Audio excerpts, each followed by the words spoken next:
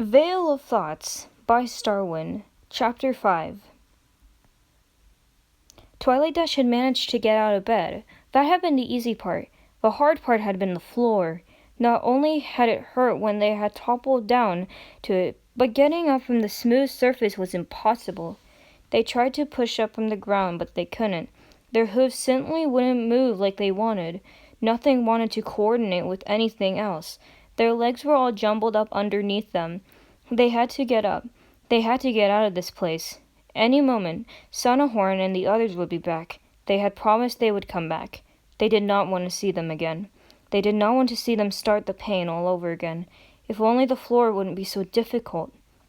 After several unsuccessful attempts to stand, a thought occurred to them. If their legs wouldn't do what they wanted, so maybe they should try something else. Turning their head, they looked back over their shoulder. The wings on their back flapped in silent understanding. The wings didn't flap quite right, though. The right wing reached out in a smooth stroking arc. The left just wobbled up and down uncertainly. That was no good. Their wings were just mixed up as their legs. They stopped trying to flap their wings. The left one went to their side, but the right one continued on. They tried to make it stop. They couldn't. It wouldn't. They reached back with a hoof to make it still, but they couldn't reach it. The wing began to flap harder and faster. Panic began to overtake them. No, not them. That wasn't right. They struggled onto the ground, trying to get up. The panic was inside them, throbbing in their mind, spreading through their body. They had to get out. They needed to be calm. They had to escape. They needed to stay. They had to shut up. Rapidly, the right wing began to flap as it was trying to escape from their body. "Stop!" shouted the whisper. The wing did not stop. It only flapped harder, and they began to slide along the floor. They moved slowly at first, the weight of their body dragging them down as one wing struggled to pull them. They tried to use their hoof to halt their progress, but it simply slid along the slick floor tiles. Then it was as if they had become much lighter. It was an odd sensation, one they were both familiar with and completely foreign to. They tried to ponder it, yet understand it at the same time. They had done it lots of times, and never once in their life. The feeling was frightening and exhilarating. With the sudden lightness, the wing's effort kicked in at full force. They zoomed across the floor before they crashed headlong into the wall. Their horn punched a hole through the wall in the next room, where a surprised tan pony gave them a strange look. They had only a moment of rest before they were pulled the opposite direction. This time they took out the bed with a tremendous crash on their way across the room. This was no good. They weren't getting any lift. They had to pull their hooves in if they were going to get higher. Their frightened hooves scraped at the floor, trying to take hold of anything that would stop them. The wing beat again, harder and faster this time. One hoof in, one out. They were pulling upwards in a tumbling spiral that slammed them into the ceiling. The wing stopped and they dropped back to the floor with a painful thud. Now the ceiling was spitting. That was new. The walls had joined in too. It was like they were dancing. But their wing began to pull them again. They were going to dance with the walls and ceilings, because now there were a couple ceilings spinning around each other. There was shouting coming from the door. Was the door mad that it hadn't been invited to the dance? Their unfocused eyes tried to understand what the door was saying. Something leapt at them from the door. The wing flapped hard and moved them safely out of the way into another wall. The door continued to shout at them, but it had somehow changed its voice. Their ears tried to see the door and maybe figure out why it was angry at them. Suddenly the door was right in front of them. No, that wasn't right. That couldn't be the door. There were no walls around it. Besides, the door was still at the door, shouting at them. Yes, that makes sense. The thing that wasn't the door loomed over them. The wing beat as hard as it could, trying to get around the not door. They sped towards the other side of the room, and the not door leapt at them. They collided into a tumble, with the not door ending on top. The door cheered loudly, but stopped as the thrumming of a wing beat once more and filled the air. Just as suddenly as they had stopped, they were off again, this time with the not door on their back. They crashed into the shouty thing at the door, knocking it aside. With another heavy thud, they hit the adjacent wall. If only the wall had moved out of the way. Maybe it wasn't in the mood for dancing? It seemed, however, that the ride wasn't over just yet.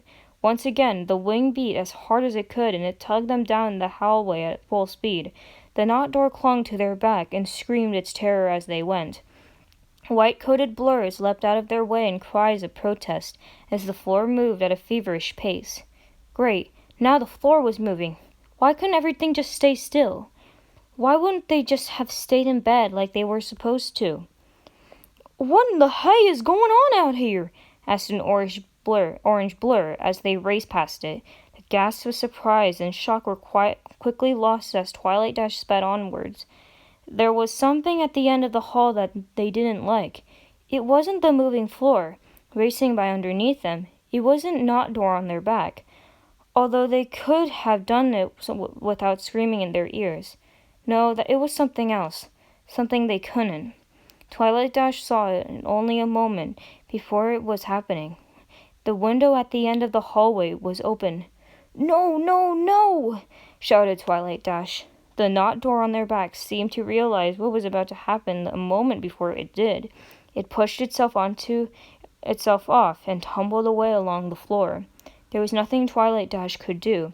If only they would just move their hooves in a little so they could gain some height.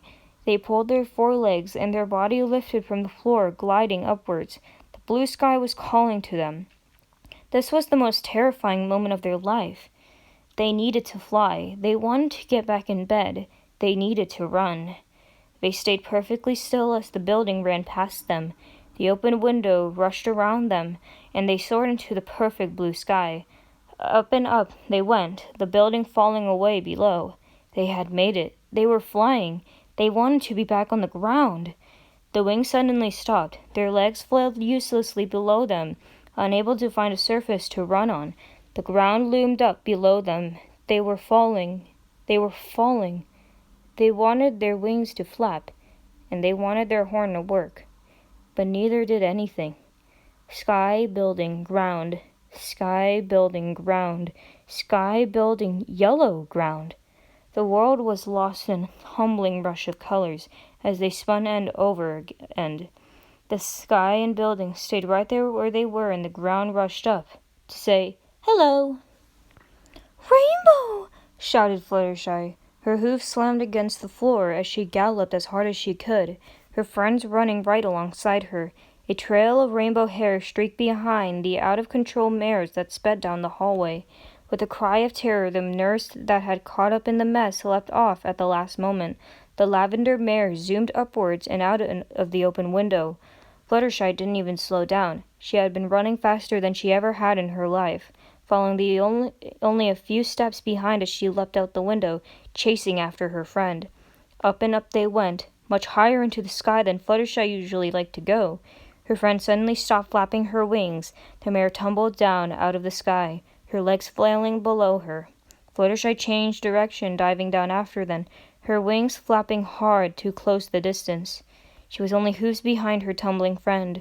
They were all racing towards the ground. She almost had them. She was so close. The falling mare spun over once more. As she did, Fluttershy's teeth closed on her friend's tail. Her wings strained under the new weight. Their descent slowed as Fluttershy pulled with all her strength. They stopped only hooves above the ground. Gently, Fluttershy lowered her trembling friend to the grass below. Rainbow couldn't seem to stop shaking, even as Fluttershy held her. Only a moment later their friends came rushing out of the hospital, galloping towards them as fast as they could. One of Rainbow's eyes opened, and Fluttershy felt a tingle of shock run down her spine. Her eye, Rainbow's eye, is the wrong color. It wasn't the bright pink that Fluttershy was so used to seeing in her friend's face. It was purple. It wasn't Rainbow's eye at all. It wasn't Rainbow in her arms. The eye contracted, and the pony in Fluttershy's arms winced, her hoofs coming to her face. "Get away!" screamed the pony that wasn't Rainbow Dash. She struggled out of Fluttershy's arms. The yellow Pegasus let the lavender mare go and slunk away from her. There were so many emotions running through Fluttershy that she had started shaking. That wasn't Rainbow. She hadn't believed it. She hadn't accepted it. Not until that instant when she had looked into one of the mare's eyes. The rest of her friends arrived only a moment later, with Celestia and Dr. Red Cross following not far behind. The lavender mare with the rainbow-colored hair was lying on the ground. There was soft sobs coming between broken words. "Please, stay away. Please." It had taken some time to get Twilight Dash to calm down. It seemed that if any of her friends tried to approach her, she would scream at them, her words changing between terrified pleas and nonsense. Fluttershy wouldn't get anywhere near her, staying the furthest back. The expression on her face worried Rarity. She had never seen the Yellow Pegasus so distraught before. Fluttershy was, well, shy after all. But this was something different. If it had been any other time, Rarity would have gone to her friend to console her. Celestia seemed to be the only pony that could get close to Twilight Dash. For some reason, her reaction to the princess was less extreme than to her friends. After a few minutes of coaxing, Twilight Dash tried to stand, but that had been an effort in futility. Like her words, her hooves were simply all mixed up. One hoof wouldn't go down for support, while another would slide out from under her. Each attempt to stand appeared to deteriorate what little calm the pony seemed to have. In the end, Celestia had convinced the mare to let her be carried by her magic back to her room. Twilight Dash hadn't really given acceptance, but she hadn't said no either. Floating gently in the warm glow of magic, Twilight Dash hovered just ahead of Celestia as they made their way back to room 306. The friends followed far enough back that Twilight Dash couldn't easily look at them. They hadn't gone more than a dozen steps when Rarity noticed that Fluttershy was not following them. She broke off and headed back. Applejack gave her an uncertain look before her eyes turned to Fluttershy. "Go on. We won't be a minute," said Rarity with a weak smile. Applejack nodded but looked uncertain. Fluttershy had moved from the spot on the grass where she had sat down after saving Twilight Dash. She was looking at the ground as if it were too difficult to raise her head. "Fluttershy, dear, are you okay?" asked Rarity. Fluttershy looked up, her eyes watery with tears. She shook her head. Rarity had never seen her friend this upset before. "It's all right. You caught them. Everything is going to be fine." "No, it isn't," whispered Fluttershy. Her eyes dropped down to the ground. Her pink hair cascaded down and hid her face. "No?" said Rarity sadly. She trotted over to her friend and sat in the grass next to her. "I suppose you're right." A long moment of silence passed between the two. "What is it that's bothering you, dear? Surely that little fall can't be what's got you all worked up." Fluttershy's eyes, hidden behind her curtain of hair, flicked to Rarity, then looked away. "It's nothing," said Fluttershy softly. "I don't want to trouble any pony with it." "Fluttershy," said Rarity seriously. She turned to look her friend in her shining blue eyes that tried to glance everywhere. "Your problems are never any trouble. I'm always here for you when you need me. Your friends will always be here for you." Fluttershy nodded. "She doesn't know who I am," said Fluttershy after a long moment. Whatever Rarity had been expecting to hear, that wasn't it. "I'm not sure I understand," said Rarity. "What would give you an idea like that?" "I could see it in her eyes," said Fluttershy. "The way she looked at me." She looked up at Rarity. She was afraid of me." Celestia was still leading the procession as they climbed back up the stairs towards Twilight Dash's room. Applejack and Pinkie Pie were furthest to the back, with Twilight Dash hovering up at the front. Applejack couldn't help but glance back towards where her friends were outside, as if she didn't have enough to worry about with Twilight Dash. Now something was up with Fluttershy. Whatever it was, she hoped Rarity would be able to handle it. The extra time it took to get back to their room had let the staff clean up a little. There wasn't much they had been able to do about the numerous holes punched into the walls, as well as the one in the ceiling. However, the room looked a little less like a disaster zone. A nurse that suggested that they move Twilight Dash to a new room, preferably one on the first floor, closer to the ground. But Twilight Dash had protested at this loudly. This was her room. She wanted to go back to her room. She wanted to get back to her bed. "She's acting like a little fool," whispered Applejack to herself. Twilight Dash was still sobbing quietly as Celestia lowered her back into the bed with her magic.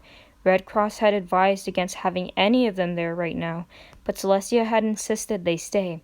He hadn't argued further. With the quiet exception of Twilight Dash's continuous sobs, the room was very still and quiet. Even Pinkie Pie didn't seem to act like her normal, cheery self. "I need to ask you some questions," Celestia said at last. "I don't think this is really a good time for questions," interjected Applejack. Your Highness," she added quickly. "Unfortunately, it must be done," said Celestia seriously. She turned her attention back to Twilight Dash, who was looking at her with big, wide, frightened eyes, tears still fresh on the mare's face. "Ooh, me first, exclaimed Pinkie Pie, hopping up and down and waving her leg in the air. "You keep saying we. Don't you mean I?" Every head turned towards Pinkie Pie. All of them, except Twilight Dash and Celestia, looked stern. "What? It's really weirding me out, and that's saying a lot." We did not know, said Twilight Dash, shaking her head. Her words seemed to take great effort for her to say, like she had to remember each one. "Your word, we do not know, do not know, it is has no meaning." "You mean like a Zepho Nanoblaze?" asked Pinkie Pie with her head cocked to the side. "That doesn't have any meaning either, because I just made it up." "Never mind." Applejack gave her friend a poke in the side. Twilight Dash stared at them uncomfortably, but did not seem to have an answer to Pinkie's question, although in truth, Applejack wasn't sure she would have one either. "Can you recall why you cast the spell?" asked Celestia, once more taking control of the conversation. Twilight Dash looked away from Pinkie Pie. "Had to," said Twilight Dash simply. "Why did you have to?" "Because had to," repeated Twilight Dash. Do you remember anything from yesterday? Or from before that?" asked Celestia. Twilight Dash thought for a moment, then shook her head. "Open, no. Wake to running ceiling. Here's some pony life in head. Not our life. Not anything before. Just ceiling." Her mismatched eyes turned to look at Celestia, her broken words difficult to understand, but Celestia seemed to know what she was trying to say. "All you, were no meaning." "Did any pony understand any of that?" asked Applejack quietly. "I think she said that she woke up under a moving ceiling and doesn't remember any of us," said Pinkie Pie. "Why were you trying to run away just now?" asked Celestia. "Had to get out," she said. "Had to stay. Not stay here." "Why?" asked Celestia. "Where do you have to go? Why can't you stay here?" "Is pain," said Twilight Dash, putting her legs against her chest. "Not want. Not right. Have to get out. Soon is too late." Celestia looked very worried at this. "One last question," said Celestia, her eyes fixed uncomfortably on Twilight Dash, who squirmed under her intense gaze. "Who are you? Are you Twilight Sparkle or Rainbow Dash?" "We do not understand," replied Twilight Dash. Her expression changed at these words. Her face became a mixture of shock and contorted pain. She put a hoof to her temple as she winced. "Too much. Is too much."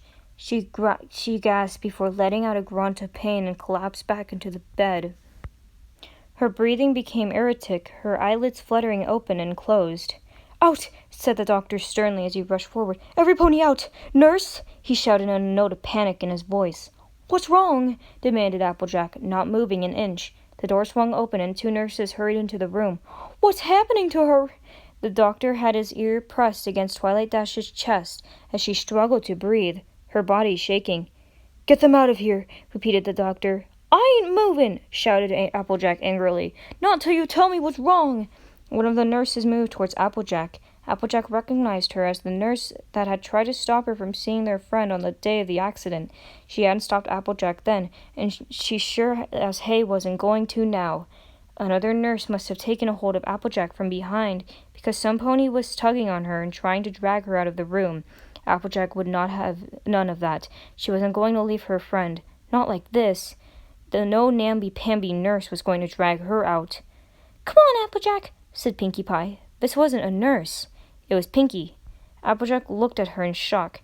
How could Pinkie want to abandon their friend? "You have to let them work. They know what they're doing, and you being here and shouting at them isn't helping any pony." Applejack suddenly felt ashamed. Pinkie was right. This was not the time to be stubborn. She couldn't do anything for their friends. She had to remind herself again. "All right. You take good care of her, you hear?" said Applejack. Reluctantly, she followed Pinkie out of the room. Just as they reached the door, Pinkie Pie suddenly shuddered at the strange twitch racing through her body. "Ear flop, eye flutter, knee twitch!" exclaimed Pinkie Pie. Applejack looked at her in surprise. Her eyes turned to the door right in front of them. It remained solidly closed. With a tentative hoof, Applejack pushed the door open, but there was no pony on the other side. "Well, that was strange," said Pinkie. "I wonder who has to look out for that opening door."